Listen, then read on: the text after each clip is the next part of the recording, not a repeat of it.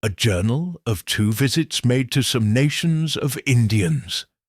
On the west side of the river, Ohio, by the Reverend David Jones, February 6th, 1773, continued.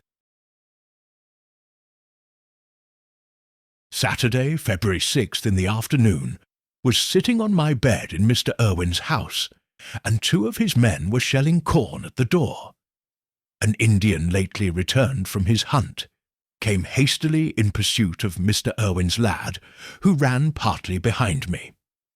The Indian, with violence, seized him by the throat and seemed to be feeling for his knife or tomahawk. Seeing him somewhat intoxicated, was surprised. Putting my hand to his breast, relieved the lad, and spoke in the Shawnee language in the most friendly manner. He seemed for a little to be pacified, but soon asked for some tobacco in the most masterly manner. Having forgot its name, told him in his own language that I did not understand him. This enraged him. Therefore he took some tobacco, and with violence jobbed it to my mouth, saying, "Tobac." Told him that I had none. Immediately he was so exasperated that he drew a very large knife on me, and approached to make a pass at me. Kept him off only by the length of my arms, so that he could not stab me, desiring one of the men to assist me in such danger. But so dastardly was his conduct that he refused to come into the house. He afterwards apologized and said that he saw not the knife. In the meantime, the Indian's mother came hastily in and sprang between us, seizing her son by the hand, and took hold of the knife, looking smilingly in my face, as is supposed, to pacify me, lest some evil might follow. By this unforeseen, and yet most seasonable and providential means, got out of doors, and walked off pretty fast to Mr. Henry's, though I did not think proper to run. The distance might be about 100 yards. Can't readily describe my sensation at that time. I felt something like to what you may call a martial spirit stirring in me. My heart became void of fear. The great law of self-defence opened to my view. On the frequent return of these words to my mind, "Died Abner as a fool dieth." In case of another attack, was not without thoughts of standing up for my life, and according to my strength, to repel force with force. But oh, how good the Lord is in time of necessity to them that trust in him, in opening another and much better way for escape, as will appear in the sequel, without offering violence to the hurt of anyone. When that Indian beset me, had indeed a knife in my pocket, but it was so ordered that I did not once think of it at that time. Since that, esteem it a mercy from God that I did not. For had I made any attempts of the kind, the consequence might have been very bad. This Indian's name is Yatathaki. Footnote. That is a hasty setting sun. End of footnote. Near night, Mr. Henry was looking out at his window, and saw an Indian coming called Old Will. He knew him well, and desired me to keep out of that fellow's way, for he was afraid that he would do me harm. For concealment, went upon the cabin loft, but it was so low that if an Indian stood with his back to the fire, and his face towards me, he might easily see me therefore. For disguise drew some blankets over me. Presently in comes Old Will, making inquiry for me, with terrible threats in such a rage that he soon began to cry with venomous anger. Often he repeated, "Oh, if I could get one stroke, one stroke!" This was spoken in English, and Mr. Henry often answered him in English. 'Tis likely to let me know how matters were like to issue. Mr. Henry in common possesses a calmness of mind, and on this occasion used it with great discretion. He did not appear the least disturbed, but answered with an air of indifference, and said, maybe I was gone away, for the Indians were so cross that he did not think I would stay.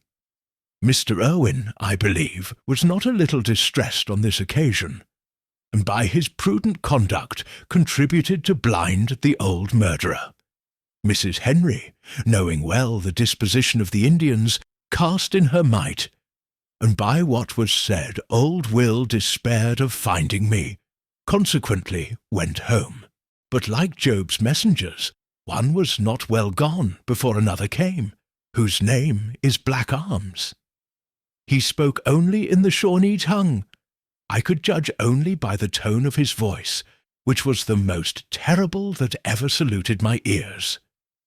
His voice was indeed as the very harbinger of death itself, so that every moment an engagement for life was expected. But behold, through the kind providence of God, a timely way of escape was provided. That evening, a very noted person of this nation, called the Blinking Woman, was at Mr. Henry's. This woman was foster mother to Mrs. Henry in time of her captivity. There were present also 2 or 3 squaws besides. It seemed as if these said something in my favour, though I am not certain what they said. But 'twas soon perceivable that Black Arms was quarrelling with them. The matter was carried so high that it was evident the squaws would no longer bear the abuse.